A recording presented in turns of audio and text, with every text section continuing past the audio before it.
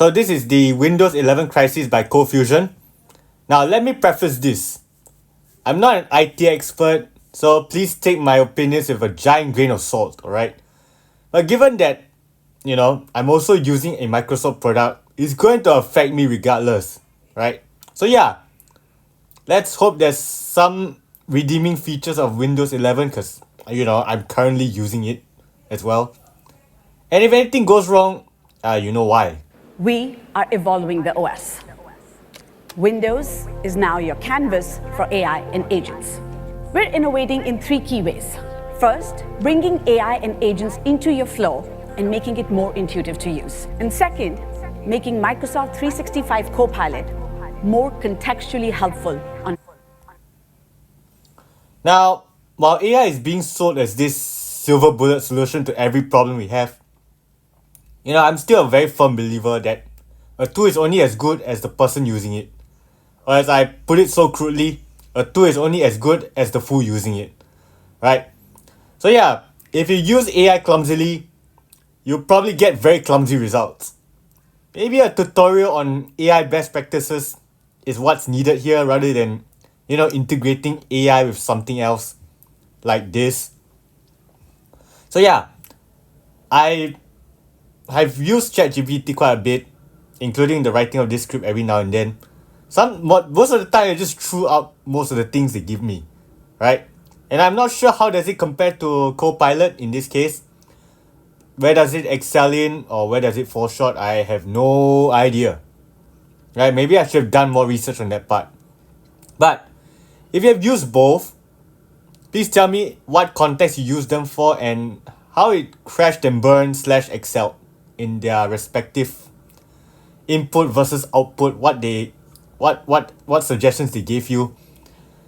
And let's just say that, try not to depend on AI because you have no idea how they came to that conclusion to give you that output. So yeah. Windows. And third, making Copilot Plus PCs even more powerful with enhanced AI. That clip was an announcement from Microsoft a few weeks ago. They're making it clear that AI is now at the forefront of Windows. Windows 11, they say, is becoming an agentic operating system. Agentic, the latest buzzword for autonomous AI. Soon your PC will make decisions on your behalf. Make decisions on your behalf. Are we being controlled here or are we the one controlling the tool? Because I have no idea what's about to happen if we let AI make decisions on our behalf. But sometimes we don't even know why we made a certain decision.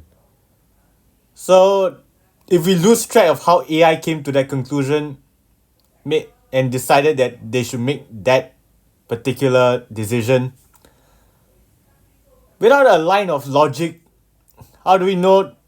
Are they sending us down a path of destruction? Are they are they saving us from ourselves? I don't know. With the help of a built-in AI. Shortly after the event, Pavan Davuluri, the president of Windows and Devices, tweeted the news online. The response was, far from pleasant. Some of the comments directly under the tweet received thunderous applause in the form of likes. They read as follows: "It's evolving into a product that's driving people to Mac and Linux." So, how many have already moved to Mac or Linux? Put it down in the comment section below. Another one says, "Stop this nonsense. No one wants this. You live in a Twitter bubble where AI will create tons of wealth and you'll perish unless you adopt it now. But your users are not in this bubble. They don't care about any of this. Shh. They chat with ChatGPT and that's about it." So, let's just put it like this. Why do you need AI for your everyday, computer use that doesn't involve the internet? Unless you are doing something crazy, you generally don't really need that integration, right? If you need, Copilot, just go online, search for it. It's like ChatGPT, for example. So I don't know why you want to integrate it to your homepage, but... And another comment. "Nobody wants this except the parties you're selling our data to without permission." If you've used a Windows PC in the last few years, in some sense, you may have felt the same way, a little frustrated. The AI push seems like just the latest in a string of efforts to make it feel like the computer that you paid for isn't really yours anymore. And that is the only AI tool I've used in Windows 11 so far. The image background removal tool. Right? And I could be wrong about this, but most of you guys would have also only used that feature.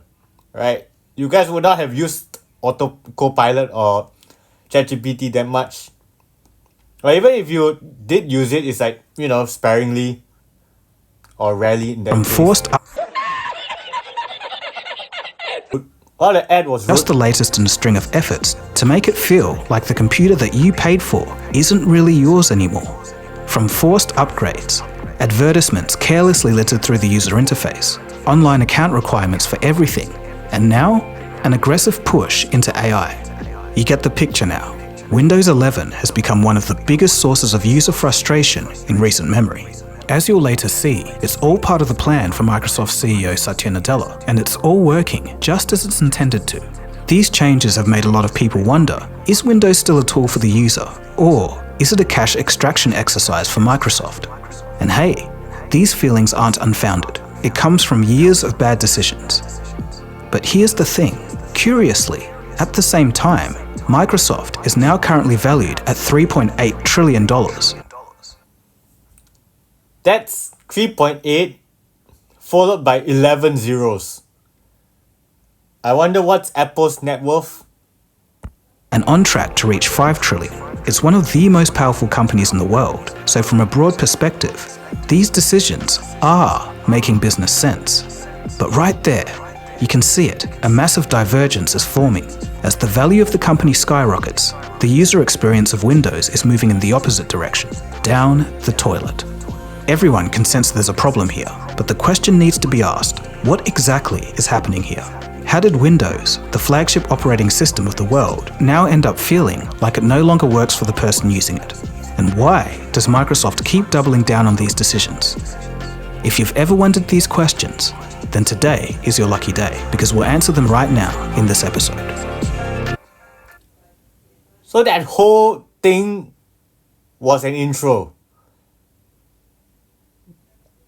I don't know, have you guys been here before? I've never watched a video with such a long intro before in my entire YouTube watching career. Right? How long was it? 3 minutes, 13 seconds. Damn, maybe I should put a timestamp. You are watching Cold Fusion TV.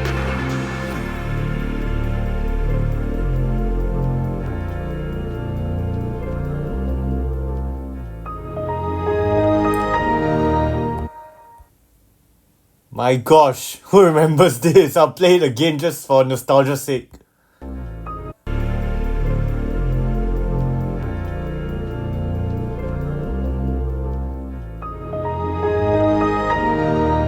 Microsoft Windows is the operating system that entire generations grew up with. The one we learnt to type on. The one that taught many of us what a desktop even was. In 2025, its presence is still enormous. More than 1 billion devices run Windows. It holds around 70% of the desktop market, with macOS at 13% and Chrome OS under 2%. But for years now, Windows has fostered a slow but steady drip of annoyance from users. A programmer by the name of Rob Braxman, who had his software demoed on stage by Bill Gates, states that he hasn't seen backlash this bad since the transition from DOS 3.1 to Windows 1.0 all the way back in 1985. I think we'll note this down. Encountered so much resistance to moving to a newer version, likely since DOS 3.1 to Windows, and that was justifiable. But in recent years, with the advent of Windows 11, I have to say that Microsoft has truly gone crazy. If the experience has been getting worse for so long, why does Microsoft keep making these decisions? Why does Windows suck so much today? To understand why Windows feels a bit like a money-extracting husk, we briefly need to look at how Microsoft came to dominate, and what they end up doing when they find themselves top dog. Back in the late 80s and 90s, Bill Gates built his empire by getting MS-DOS onto as many machines as possible. It's a wild story that I've covered previously in the piece, Gary Kildall, the man who should have been Bill Gates. But the point was, once Windows was everywhere, Microsoft could dictate the rules of personal computing. Well, at least we can be grateful that Microsoft isn't Samsung. I mean, look at how much Samsung can dictate the South Korea economy. Forget about personal computers in that case, right? Further than the famous antitrust case and deposition of Bill Gates in regards to forcing Internet Explorer onto everyone, or just some of the aggressive contracts signed with hardware partners. In a way, it was a sign of things to come. Satya Nadella, the company's current CEO, is continuing the same idea of cornering the market, then dictating the rules, but in a less illegal way. He's capitalizing on Windows' legacy reach to push all users into Microsoft's online ecosystem. When Nadella took over in 2014, Azure, Office 365, and enterprise licensing became the core of Microsoft, and you can see the effect clearly in the company's valuation. This chart shows the moment Nadella steps in. You can see a sharp rise and continuous rise in shareholder champagne popping as the company steered itself towards cloud services and long-term recurring revenue. It has been a remarkably successful strategy for shareholders. In fiscal year 2025, Microsoft reported $252 billion in revenue, and over 55% of that, or about $138 billion, came from cloud services alone. When much of that business depends on B2B or enterprise clients and online services, the incentives behind Windows naturally shift. And this context explains why the operating system feels the way it does. In the corporate world, the grip of Microsoft is virtually absolute. Enterprise adoption of Windows 11 has passed 60% since support for Windows 10 ended. More on that later. And Microsoft controls roughly 40% of the server market. So some of you might be wondering, why do companies still use Windows if there's all these problems that we're going to soon talk about? Well, aside from company legacy systems and processes, for software support, Windows is still king. Yeah, I mean, I can speak about this even in, engineering fields, which I'm a part of. There are many softwares that are not available in Mac or Linux. I can't count the number of times my friends with MacBooks running into problems when they have to use engineering softwares like, SolidWorks and ANSYS, Fluent, for example. Hopefully that changes soon. But going back to Microsoft's shift to the cloud, it's insanely profitable. When almost every corporation relies on Windows, who cares about home users? They do very little for the bottom line of Microsoft. Their frustration rarely affects revenue, and their complaints don't threaten billion-dollar contracts.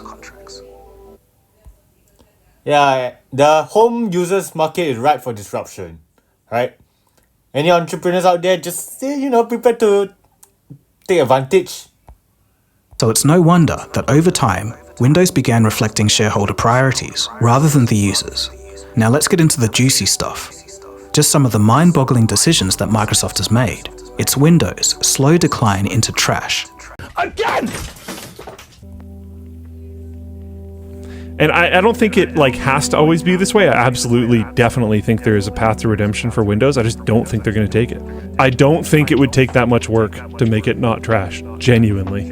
The thing that bothers me most is the things that they actively do that actively make it bad or worse. If I have purchased my Windows, I don't want freaking ads. Any amount. Don't just put all this junk there all the time. Don't make search bad. Once you reach the desktop, Windows keeps trying to steer you in the same direction. Online, it's pushing you to sign into account for almost everything. It encourages you to store files on OneDrive. It is constantly reminding you to sign up for OneDrive so that all of your files and data and everything can be hosted by Microsoft on the OneDrive. Microsoft Office is now a subscription tied directly to the same account. During the Windows 7 era and before, you would get Microsoft Office for free. It came with the operating system and you didn't have to sign in. Now it's a subscription service. Yeah, Microsoft is basically just milking you for every single dime. Even shutting... Yeah, I think there's a lot more subscription services out there. Should this be the norm? Or should we try to change this situation? I mean, personally, if you ask me, I think we need to change course. Right? This is getting ridiculous. Down your computer is no longer simple, because Windows insists on installing updates first. I'm sure your boss will understand when your Windows PC randomly shuts down in the middle of, say, an important meeting, or just before a deadline with your work unsaved, just for it to spend, if you're lucky, minutes booting back up while it does forced updates, even though you said, whichever option was closest to "not now, I'm busy," or if you're really unlucky, hours to do those updates. Try telling your boss that it's Microsoft's fault that you can't finish your work. Yeah, that would be quite f***ed up. It seems like Microsoft is just taking the piss here, right? I mean, we already told you, we told you like, delay this update until we're done with our work. But, you know, they chose to ignore us anyway, so then what's the point? You're just gonna drag us down the roller coaster regardless of whether we want to do it or not. Not a good move, Microsoft. Honestly, Windows 11 has hundreds of small issues that users keep running into. The list just goes on. The OS was so bogged down with junk that even the user interface was measurably slower than the previous version. And the crazy thing is, Microsoft admitted that the syncing to OneDrive in the background was slowing down the computers of users. But the worst was yet to come. Oh shit, here we go again. In the basics, the company began pushing AI into every part of its services, including Windows itself. They invested more than $13 billion into OpenAI, the company behind ChatGPT, and that investment was one of the largest bets that Microsoft had ever made on a single technology. Okay, that's not a good sign. So, eventually Microsoft will control ChatGPT. Oh my goodness. This is not going to end well, guys. As a side, the investment lost Microsoft $11.5 billion in just the last quarter. But with that level of investment, it was to no surprise that AI became central in Microsoft's plans. New AI features began spraying all over Word, Excel, Outlook, Paint, and Copilot. Some of these features were useful, but a lot of them felt like they were simply added because the company could. So basically what they want in an AI PC is, first you should be able to interact with it naturally, in text or voice, and have it understand you. Second, it should be able to see what you see and offer guided support. So I'm going to select Screen 2, and now Copilot is watching everything. Can you help me find a Flash game on the internet known as Pico School? I believe it's on Newgrounds. Pico School is a classic Flash game. You can find it on their website and also on the Internet Archive. Jesus Christ. Can you take me there? Sure. To find Pico School on Newgrounds, just open your web browser and search. It's a popular Flash game, so it should be one of the top. No, can you do it for me? Sure, I can't directly navigate websites or open specific online... What the f*** is the point? Well, that didn't work out. Be glad or be disappointed, whichever you want to choose. I mean, you sure you want this in your Windows 11? I wouldn't. Okay, what is the point? Ironically, Microsoft warned Windows users not to use Copilot in Excel for anything that, quote, requires accuracy, i.e. spreadsheets. Why? Because it hallucinates too much. And that whole agentic computer thing, well, Copilot doesn't work as well as advertised yet. Does talking to your computer work like in its TV ad? Can you get me a link to one that's in stock? Here's the link to Best Buy. Link to bestbuy.com/11bestbuy/Shure website. And it's for most definitely in stock. And it's for most definitely in stock. And it's available for pickup or delivery. And it's for most definitely in stock. Okay. What in the flying doing? Does it check before it says anything? Even the same thing can be said about me, but okay, but at least I warned you that this is a reaction channel, not a serious academic study channel. I don't do that here. Right? You give me rubbish content, I'll give you rubbish videos. Simple as that. I'm not that good at vetting which videos I react to. Sometimes I have great things to say, sometimes, you know, I shoot myself in the foot. But this AI is gonna be spread all over the world through Windows 11. You sure you want this? Microsoft, come on. Okay, thanks, Copilot.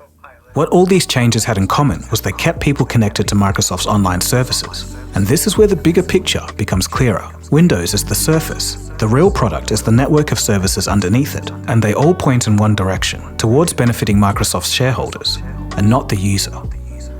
You can clearly see it in the transition from Windows 10 to Windows 11. When Microsoft officially ended support for Windows 10 in October 2025, roughly 40% of its users were still on it. That's 400 million people. Yeah, 400 million users. That's like having the United States and Canada combined being left behind. Just for context of how many people they left behind. The message was clear: move to Windows 11 or be left behind. The problem though was that many users couldn't even upgrade if they wanted to. Their computers were still modern and powerful, but Windows 11 refused to install because of a new hardware requirement called a TPM 2.0. So what the heck is that? Well, a TPM, or Trusted Platform Module, is a chip that stores security keys. Microsoft framed it as necessary protection, but to millions of users, it felt like a lock added without consent. Devices that worked perfectly well the day before were now suddenly considered outdated, but there were more problems with the TPM chip. Pay attention to that. The TPM endorsement key, that's a unique identifier of your machine. Now it is tied to your Microsoft ID identity. You can't change it. You can't delete it. Now the device ID is specifically known and is pulled from the TPM. Third parties can access this now with no restriction via API. If you want to know how to check your TPM status, here are example commands on Windows. By the way, you can restrict access. There's a deliberate purpose to all this madness, and it's all tied to the AI. So don't think this is some random choice by Microsoft. And that was only the start. The Windows 11 setup process now requires a Microsoft account and an internet connection. The option to create a local account was removed, and the usual workarounds were patched out. Have to have a Microsoft email address to use a Windows 11 PC. At least that's the way that Microsoft is pushing it, because even the workarounds to get a local account working on a new Windows computer, which are slowly being broken as we go, even though people keep finding new ways, Microsoft keeps breaking it, now they're going to get to the point where you can't even use the PC with a local account. It's all a push to... Well, so if the cloud crashes, good luck in that game of roulette. All your stuff will be gone. Funnel users into cloud services and extract money from them. But that authoritarian approach comes with a cost. Again! When customers are constantly thrown around and beaten over the head with money extracting tactics, well, what do you know? They don't like it. People who once felt at home on Windows now feel like they're being watched, nudged, and controlled by the operating system. Instead of being a user, they feel like they're part of a product that they never agreed to be in. In some cases, they completely lose control of their computer. For example, Rob Braxman had his Linux partition wiped without his consent because Windows 11 didn't like him running two OSs on his computer. I wasn't even using BitLocker, and it still signaled Windows to take over the boot sequence. This is not a bug. This is by design. Very devious. Privacy erosion is also a big part of this shift. Windows has always collected some information in the background, but over the years, that quiet data collection grew into something that people could no longer ignore. Microsoft calls it telemetry. It's meant to improve stability, but investigations have shown that even on the lowest setting, Windows still gathers details about the apps you use, your hardware, and your system behavior. That information is sent back to Microsoft, sometimes for Microsoft to serve you better ads for their services, and other times to a wide network of analytics and content providers. Unless you're on an Enterprise edition, there's no real way to switch it off. So when Microsoft announced Windows Recall, the reaction made sense. Recall aimed to record everything you've ever done on your PC by capturing snapshots of your screen and feeding it to an AI so you can search your previous activity in natural language. It was framed as a convenient tool, but to many users, it felt like confirmation that Windows was crossing a line. Security researchers later found that the way Recall stored data was not fully protected and could be accessed by malware or anyone with local access. Their software, their malware, their virus running on your computer. Now they have a treasure trove of things to pick from. They don't just have your most recent email. They have every screenshot that your computer has ever taken. They have your banking details because they don't get scrubbed when Copilot or Recall takes a photo of it every few seconds. Well, I see a giant lawsuit incoming. Look at how reckless they are with your bank details and all that other things. So, if they get sued, just rope me in, please, guys. Know everything about you and can impersonate you to a T. When I say rope me in, I mean like update me, not drag me into the lawsuit. Please don't do that. And Microsoft says we shouldn't worry about this. It's all local. But here's the thing. There is no technical barrier to sending an instruction to the AI companion to examine your recall database and report findings to HQ. This can be done without any data leaving your computer. The backlash was strong enough that Microsoft eventually pulled the feature before launch. It eventually returned as an opt-out tool, with encryption this time and stronger authentication. But even with these improvements, people are still very unsure about it. At this point, it's no longer about a single feature. When you combine the terrible user experience and growing privacy concerns, it's easy to see why people are exploring alternatives. Users who want more transparency and more control are choosing Linux, and those who want something just simple and stable are going to macOS. And don't get me wrong, Windows still dominates the consumer market, but it's slowly losing market share. Pavan Davuluri, president of Windows and Devices, publicly acknowledged the criticism. In a tweet, he listed reliability and performance issues and ease of use issues are areas that need attention. The reaction, yet again, wasn't very kind. In the end, this story is less about Windows changing and more about Microsoft's priorities. The company found a model that maximizes shareholder value, but it comes at the cost of the user experience. So the real question is whether Microsoft is willing to put users first, even if that means earning a little less. But as Linux software compatibility improves, especially for games, more users will migrate if things keep going. But it will be a long time until Windows is dethroned. So, to all the Windows users out there, what's your take on this? Do you feel that Microsoft has pushed too far? For me, I sweared by Windows for the longest time, but I begrudgingly made the move to macOS when the M2 generation came out. And frankly, besides some strange UI decisions, it's been pretty smooth sailing, and it's worth not feeling like you're being spied on or having ads in your software. And it's clear that I'm not the only one. There's an update for our switching to Apple Video. Oh. For one thing, this is still in my backpack. Still? Still. But okay, even I've more, switched by now. Wait, what about second MacBook Pro? I bought this with my own money. Now, how many of you here, be serious with me now please, will see Apple take over Microsoft in the next 20 years? I mean, seeing the number of people switching over right in front of my eyes, I mean, in a few years, maybe 2 decades time, maybe they'll take over. 5 years is a bit optimistic, unless Microsoft really does something incredibly stupid, but I don't know. Let me know what you think. Will Apple take over Microsoft in 30 years at least? I have not purchased a laptop in like 8 years.